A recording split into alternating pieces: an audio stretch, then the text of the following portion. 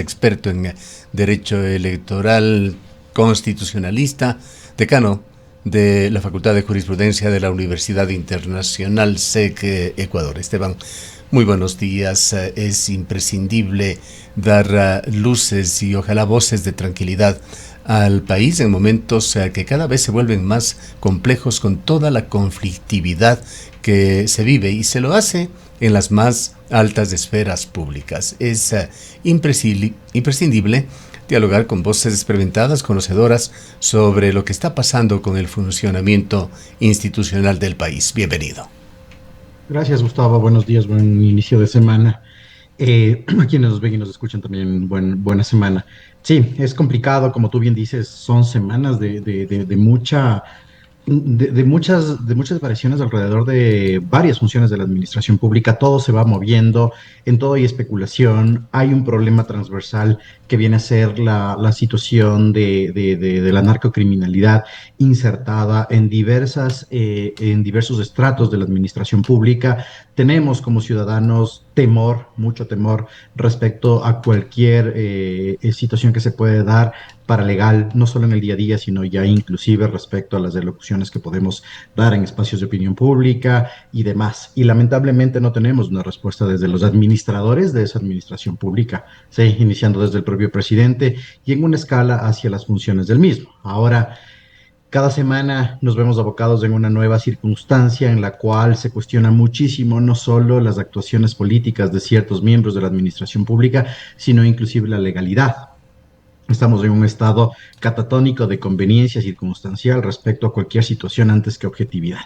Y así es como entramos a esta semana, en una semana trascendental de un juicio político al presidente del Consejo Nacional de la Judicatura, doctor Mario Godoy, que el día de hoy, bueno, todavía no sabemos si va a haber una sesión o no. Entendería que puede darse esta tarde con una convocatoria extraordinaria para evacuar las últimas versiones que quedaron pendientes de la sesión del día de ayer, pero además una circunstancia de reserva en la sesión de hoy, en una futura sesión, por la información que se tiene que manejar de ciertos testigos, o mejor dicho, de ciertas personas que van a rendir su testimonio en este juicio político, pero que a mi modo de ver ya no queda más que decir respecto de ese caso, ¿no? Ya es un caso donde creo que los actuarios del juicio político han demostrado la injerencia, en este caso del presidente de la Judicatura, en resoluciones básicas, no necesariamente sentencias finales, sino resoluciones y actuaciones de operadores de la justicia, considerados estos como jueces y además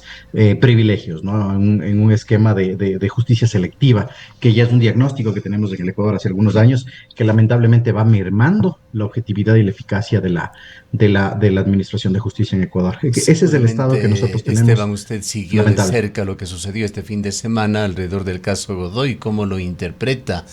Quizá la mejor definición es ese viejo dicho del pájaro contra las escopetas.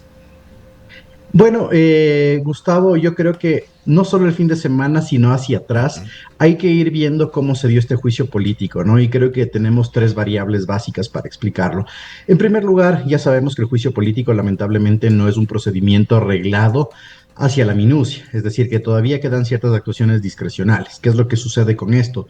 La falta de especialización del mismo, ¿no? Requerimos ya hace mucho tiempo, hay inclusive papers académicos desarrollados en varias universidades que se requiere la especialización del juicio político. En ese sentido, en esa primera fase, hasta que se asiente, el juicio político queda mucho a discreción del presidente del mismo. Tanto es así que una prueba que era bastante trascendental, no a efectos judiciales, sino a efectos de lo que se quería probar, no se dio paso. Estas supuestas presiones que se daban a través de una confesión de la esposa de un servidor del Consejo de la Judicatura, quedaban claros, ¿no? Eso es creo que la primera parte. Y también las preguntas que efectivamente se le realizaban a Mario Godoy, quedan algunas en el aire, ¿sí? Por ejemplo, qué es lo que pasó con el director provincial, si el director provincial efectivamente recibió órdenes de él, etcétera, etcétera. Algunas cosas unas minucias que nos dejarían a nosotros entrever qué mismo pasó, digamos que quedaron ahí. Esa es la primera variable, o sea, que el juicio todavía no se termina de asentar. Segundo, el show político, y eso es deleznable al menos, ¿no? O sea, y te digo, Gustavo, de lado y lado, ¿sí? No, trifásico, digamos así. Presidente Álvarez, Revolución Ciudadana y Mario Godoy y Defensa. ¿sí? Ese show político lamentable al que estamos acostumbrados, donde los asambleístas, inclusive los interpelantes, han traído otros temas que no vienen al caso en el juicio político y reivindicaciones entre ellos, que realmente desfiguran la objetividad del mismo, la segunda variable, que lamentablemente ha quedado ahí. Y de ahí ya en la actuación de cargo y descargo, fea la situación en la cual, en este caso, el interpelado, ¿sí? Como tú bien dices, realizó algunas elocuciones que la Revolución Ciudadana se las tomó como amenazas, ¿sí? Él señala que no son amenazas, pero en ese vaivén es una merma de objetividad absoluta. En el tema de la práctica probatoria, que si bien no tiene, como te decía, una especificación ni reglas judiciales específicas, también queda mucho que desear, ¿no? Testimonios de algunos abogados que quedaron a subjetividades, etcétera. Ese show es el que lamentablemente genera un desgaste de energía y le merma eficacia al juicio político. Eso es lo que te puedo decir que ha sucedido en los últimos días.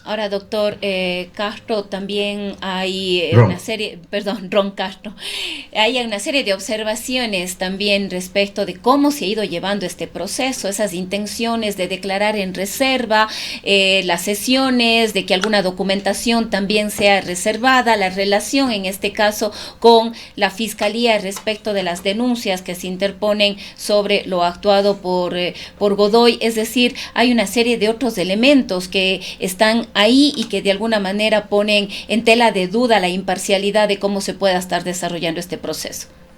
Efectivamente, Roxana, justo eso es lo que yo decía, ¿no? El tema del tratamiento de la prueba con justicia selectiva o digamos con actuaciones selectivas, no hablemos de justicia todavía.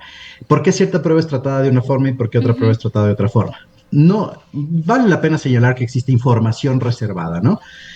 Nosotros debemos entender el sistema jurídico como un todo. Y si efectivamente hay cierta información que por otras normas, como en este caso las resoluciones de junta bancaria y el código monetario, está declarada con reserva y con sigilo bancario, está bien que eso no se trate dentro de una sesión o la sesión se declare reservada. No, no pasa absolutamente nada. ¿Sí? Y de hecho, nosotros vemos esto en el día a día, inclusive con cuestiones judiciales. Eso estoy muy de acuerdo. Pero de ahí que se declare reservado, por el simple hecho de declararse reservada, eso es lamentable. Porque eso que te genera especulación dentro de un proceso que por naturaleza es absolutamente público. ¿Ya? El problema, como les decía Gustavo y Rosana, es que este juicio no tiene reglas claras. Queda mucho del arbitrio del presidente de la comisión, ¿sí? Y justo revisando la información y jugando un poquito con la inteligencia artificial antes de la entrevista, ¿cuál es el diagnóstico que se señala hacia las actuaciones de Ferdinand Álvarez durante todo este proceso? Es que lo lleva de una manera al menos correcta, ¿sí? Al menos correcta procedimentalmente hablando, pero que se ve mermada justamente por estas actuaciones personalistas, es decir, que él se siente aludido, cómo responde a los miembros de la Revolución Ciudadana, cómo permite las burlas y ciertas actuaciones del doctor Raza, del doctor Godoy. Es eso lo que va mermando la eficacia del juicio político. Ahora bien, recordemos una cosa que es trascendental, ¿no? Mal o bien, esto es una cuestión de votos, ¿sí? Y hay un par de temas que a mí me quedan disonantes para esta cuestión de votos, que es lo interesante acá.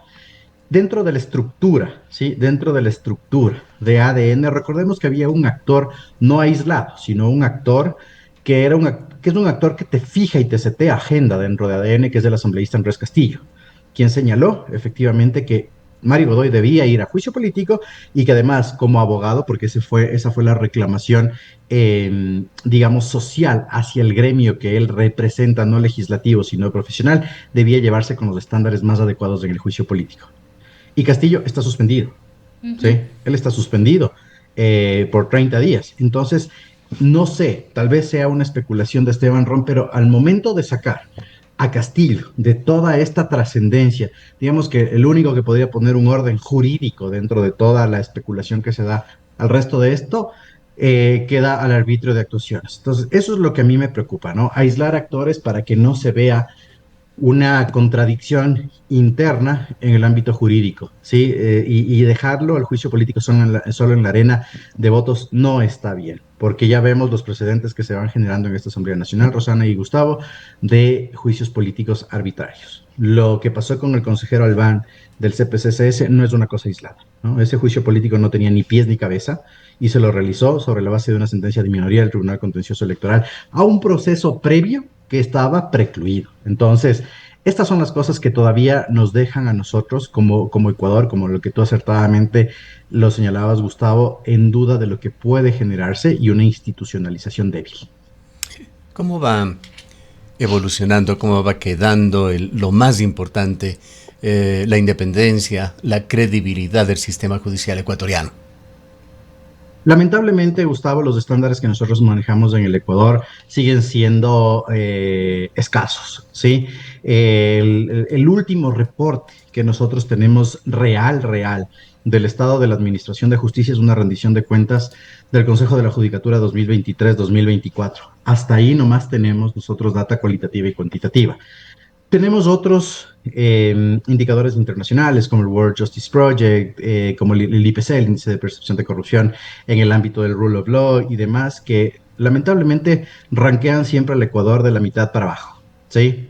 Inclusive por debajo de países que tienen y que son conocidos internacionalmente por tener este tipo de problemas. La administración de justicia, en este caso como función, está en una implosión, ¿sí? Una implosión que no solo te genera una desconfianza ciudadana, sino que te genera una desconfianza al interior de la propia función judicial. E inclusive, creo que como Ecuador, y eso ya igual está documentado en la data que maneja el propio Ministerio del Interior, existe un temor de acceso al servicio público de administración de justicia. Mira lo importante de esto, ¿no? Esta nueva variante. Temor de acceso al servicio público de administración de justicia. Yo, como ciudadano, tengo temor a acceder a un servicio de gratuidad o gratuito, ¿sí? Servicio público como cualquiera de los otros.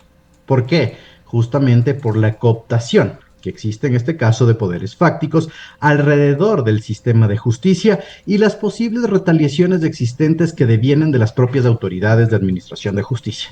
Cuando tú rompes, y en ese sentido, ese esquema y el servicio público ya no es servicio público, se puede generar la teoría de una institución o de una función, para el caso aplicable al Ecuador, fallida.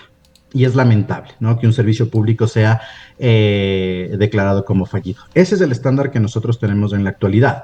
Ahora, que existen pequeñas islas, ¿no?, en las cuales funciona adecuadamente la administración de justicia, y en este caso, recordemos, no es un ranking, pero las evaluaciones internas provinciales que nosotros tenemos en el Ecuador, señalando la provincia de ustedes, la provincia de La Suay, como la más eficaz al momento de generar la administración de justicia y las actuaciones jurisdiccionales, está muy bien, pero es de todo el sistema judicial el que debe funcionar como un conjunto. Entonces, lamentablemente, imagínate haber caído en el tema de la temeridad pero mejor dicho, del temor del acceso a la justicia. Eso es muy complicado y las soluciones no se ven.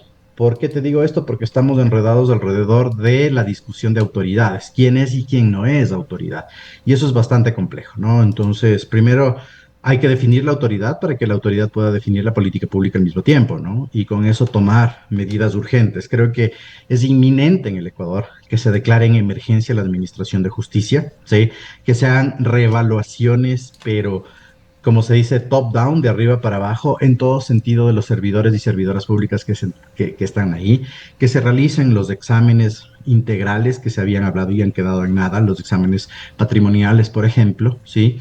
Que se realicen los exámenes de conocimiento a todos los operadores de justicia y nuevamente lo que hemos pedido desde algunas personas que estamos involucradas en el tema de la academia y en los gremios jurídicos del país, el tema del examen de habilitación profesional creo que viene siendo ya una necesidad en el Ecuador. ¿Cómo ve usted, por otra parte, otro proceso que puede tener enormes consecuencias para el país y que se ventila contrarreloj de una manera expresa, como todo lo que propone, sobre todo uno de los proyectos en cuanto a minería y energía en el país, los proyectos de reforma justamente sobre estos dos temas y el de disciplina fiscal? Dos proyectos de carácter económico urgente que se tramitan al mismo tiempo. La pregunta que quisiera hacerle a usted como experto constitucionalista, ¿cómo se afecta con estos proyectos económico urgentes los plazos y tiempos que se tienen que observar al derecho a la participación ciudadana y a la calidad del debate legislativo? Mira, económicos urgentes ya vemos que fue la técnica que la practicó el presidente Noboa y su bloque parlamentario al inicio de la gestión, justamente para dejar en jaque a la Asamblea y poder pasar este tipo de proyectos. Recordemos que fueron 7 proyectos los que se presentaron inicialmente con esta naturaleza, ¿no? Urgente económica, de los cuales 3 fueron declarados inconstitucionales por la forma, es decir, que no respetaron el trámite. Ahí hubo la discusión del tema de la unidad de materia y la teoría que justamente ciertos asambleístas mencionados en esta entrevista de la unidad de materia de entrada pero no de salida, ya la Corte Constitucional les dijo no va más. En ese sentido tienen que respetar el tema de la unidad de materia de entrada y de salida. ¿Eso qué hace? Que de esas 7 leyes, 4 todavía queden en discusión. Esperemos que la Corte ya saque en este primer trimestre qué es lo que pasa con estas otras leyes. Y esto te genera, para la ley de sectores estratégicos de económico urgente, un cierre. ¿Qué tipo de cierre? Que ya no va a tener esa posibilidad de movilización alrededor o dentro de la Comisión Económica. Porque además las 2 normas, ¿sí? Las 2 últimas leyes económicos urgentes caen dentro de la misma comisión. Cosa rara, ¿no? Cuando tenemos 2 comisiones económicas y siempre se la han separado. Convenencialmente político. En ese sentido, pues, la ley de sectores estratégicos, voy a omitir el comentario porque no tengo el conocimiento del cómo se puede afectar. Es un tema bastante técnico y en ese sentido lo único que te puedo decir, Gustavo, es que tiene que respetarse el tema de la unidad de materia de entrada y de salida. Ahora, la otra, ¿sí? La que tiene que ver con reformas al Código Orgánico Territorial de Descentralización, al COTAD. Esa es más complicada, porque recordemos que no puede tratarse como una ley económica urgente la reforma a una ley de carácter orgánico. ¿Me explico? Entonces, digamos que la ley tiene que ser autónoma y que efectivamente puede modificar otros cuerpos legales de forma transversal, de acuerdo, para hacer que funcione. Pero que ésta modifique una ley orgánica per se, en su naturaleza, en su estructura y en su objeto, hay hoy un tema de déficit en el planteamiento y eso debe concentrarse, creo yo, en un pronunciamiento constitucional previo a seguir el tratamiento de la misma, porque se corre el riesgo de que efectivamente esta pueda salirse de los parámetros constitucionales. Pongámonos en escenario con respecto a este mismo tema, sabiendo que quedan, si no me equivoco en los cálculos, 17 días para que la Asamblea resuelva sobre estos 2 proyectos. ¿Qué sucedería si la Asamblea no logra evacuar ambos proyectos en los 30 días previstos?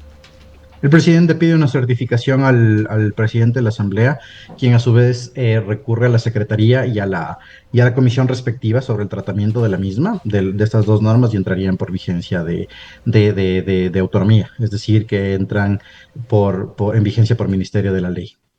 Eso pasaría directamente si es que no existe un pronunciamiento previo al pronunciamiento de la temporalidad. Por supuesto, elucubrando y saliéndonos un poco de este diálogo técnico-jurídico que mantenemos con usted, ¿qué consecuencias podría traer esto para la ciudadanía, para el pueblo ecuatoriano? Estamos quizá distraídos por muchas y muy importantes cosas, empezando por esa violencia que sigue afectando a todo el país, pero ¿pasaría esto como una acción con derecho constitucional tomada por el presidente sin mayores consecuencias? Claro, definitivamente, porque estamos en un halo de infoxicación, ¿no? Donde toda la información hace que nosotros no podamos tener el control ni la fiscalización ciudadana respecto de lo que está sucediendo con el ejercicio de la administración pública y que entren en vigencia este tipo de normas, ¿no? Con un déficit creado o propio de la Asamblea Nacional que debería ser este cruce de controles. Entonces, eso lamentablemente a nosotros nos va a mermar una capacidad de reacción ulterior y nuevamente los esfuerzos se van a concentrar en la Corte Constitucional. Sí, la Corte Constitucional nuevamente, y elucubrando, podría ser declarada nuevamente como el enemigo del pueblo. Gustavo, te voy a pedir un favor especial. Sí, yo tengo otro compromiso, supuesto. Como les había anunciado, ya me están diciendo que me conecte. Sí, perfecto. Y creo que ya el doctor Aguilar se encuentra en pantalla. Perfectamente, muchísimas gracias. Sí. Han escuchado al experto Esteban Ron Castro, a quien agradecemos por su paciencia y su presencia en esta mañana. Muchas gracias, Gustavo. Excelente semana.